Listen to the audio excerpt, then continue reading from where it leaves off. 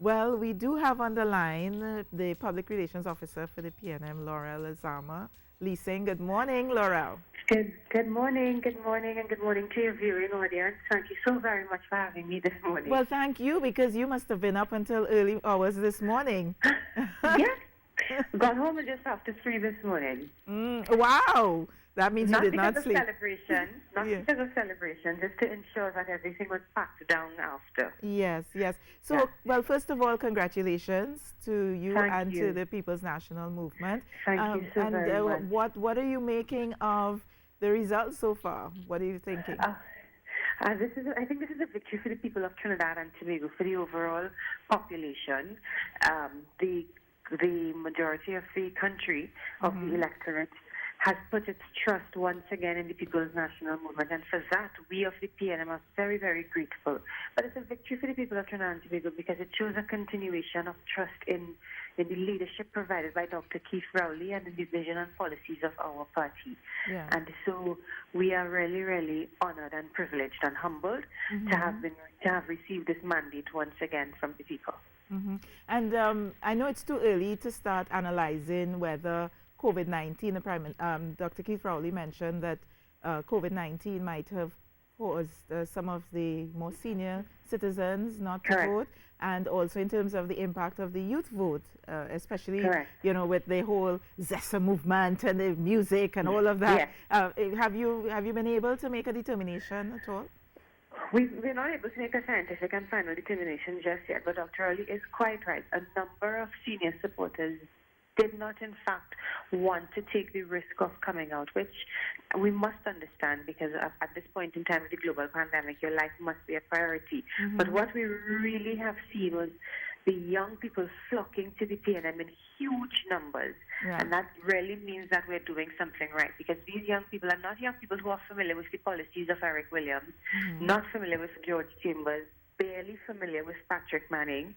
This new crop of new voters, because Patrick Manning would have last been in the Prime Minister up to 2010, so they would have been 8 years old at the time, so not necessarily familiar. So that means Dr. Rowley must have been doing something very right with this PNM to attract these thousands of young people who came forward, and particularly as volunteers in all of the campaigns across the country. Yes. And it also permits me to go in this direction. Also shows that the young people do not adhere to policies that or philosophies that lend themselves to almost to segregation, I should say. Let me be as polite as possible.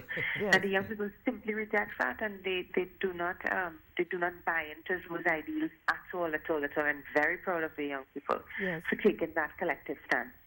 Well, Dr. Rowley actually said that in his speech last evening, he spoke about maintaining the promises to the young people with regard to digitization and so on. Correct. So that you see a future for young people in the party. Absolutely. Last night for our tabulation, it was purely the members of the National Youth League of the PNM who built the digital aspect of our tabulation last night. So all of these are young people 25 and under. The National Youth League is led by Dr. Jeremy Innes. He's recently graduated with his medical degree. Yeah. And so he led his team of young people with all their IT skills and specialties. And I didn't have to worry at all. The challenge is the older people sending the information for the young people to translate.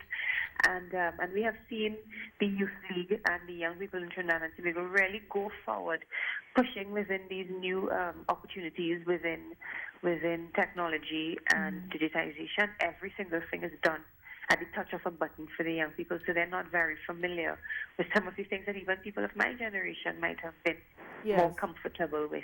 Yes.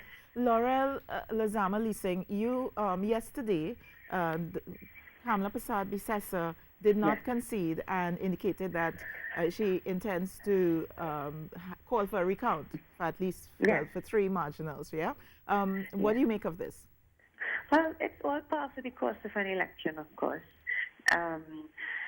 where people may be dissatisfied with the end result. But the two major things that I take out of it are, one, Kamala Prasad Bissessa has not been able to win an election, any election, local, general, or by-election, since 2010.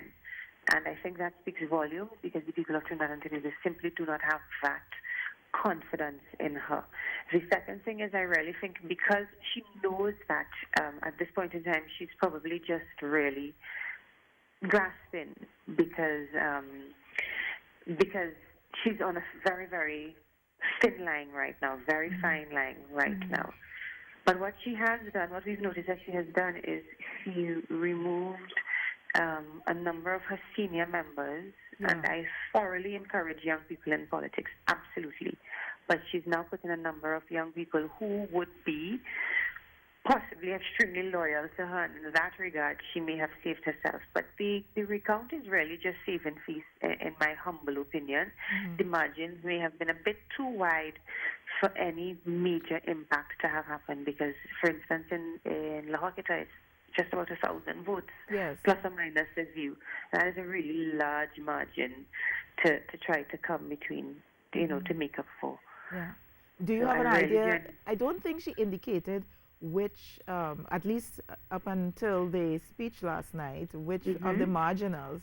Do you have an idea which of the marginals that she intends to contest? My understanding is that it is St. Joseph, La Hoqueta, Talparu, and I was told by Barataria San Juan, but I don't think that does not necessarily make much sense. But it's those two for sure. Speaking of Barataria, yes, go ahead. Yes. No, you go ahead. I was just saying, speaking of Barataria, Samuel Barataria, we were just saying that for a first time, Jason Williams did did very well in the do you have an idea what would have accounted for this?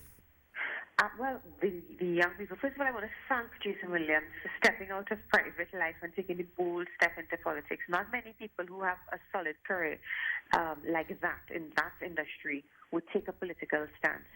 And it was really refreshing to see Jason Williams come forward and offer himself. The young people, he particularly attracted the young people. So the PNM has, Barataria San Juan is made up of the San Juan area and then the Barataria El Socorro area. The San Juan area, which is where Jason is from, that's where the majority of the PNM's votes, a large number, I should say, of PNM votes exist. And he was able to pull out significant portions. He attracted them, and particularly the young people as well. And he did extremely, extremely well. We did hear of some discrepancies in that constituency. We did, in fact, hear of some discrepancies in that constituency, but that will come out a little later on. Okay. In the constituency. And finally, my question to you, I don't know if Rokas or Carrie has anything that they want to add, but did Dr. Keith Rowley hint, or was it more than a hint last evening, that this might be his last election? So last evening, Dr. Rowley took the opportunity to just absolutely profess his love to his wife and pledge to her that he would spend a lot more time. He has other things that he needs to do, and he was hugging his wife while he was seen. And it was a really beautiful, sweet, and genuine moment. Mrs. Rowley has stood by his side, and he says this all the time, that she took up the mantle to raise their children while he tended to the business of his constituency and his country, and he thanked her profusely for that. And I cannot speak for Dr. Rowley, but he did say that there's a possibility it may be his last term. But I must say that his penultimate term, if in fact this is his last term, has been tremendously successful. And he has been blessed to have led the people of Trinidad and Tobago, and we have been blessed to have had him. And we look forward to what he will offer in the next term. He also always speaks about his confidence in the young people. He always issues calls to young people to encourage them to come forward and serve their country. And last night, he was not making light on his promise when he said he is going to continue to mold and mentor young people to take over the party and the country. All right. Well, Laurel, Lezama, Leasing, thank you so much for joining us this morning. I could just imagine you're very exhausted, but we're very happy that you were able to join us this morning. And congratulations once again. Thank you, and thank you again to the people of Trinidad and Tobago, from all of us in the People's National Movement. We're moving forward as one country now. The time for the politics and the division by politics is over. We're moving forward as Trinidad and Tobago now. So thank you very much. Thank you, Laurel. Thank you. Thanks a lot. Take care. And that was Laurel Lezama Leasing, Public Relations Officer of the People's National Movement there, guys.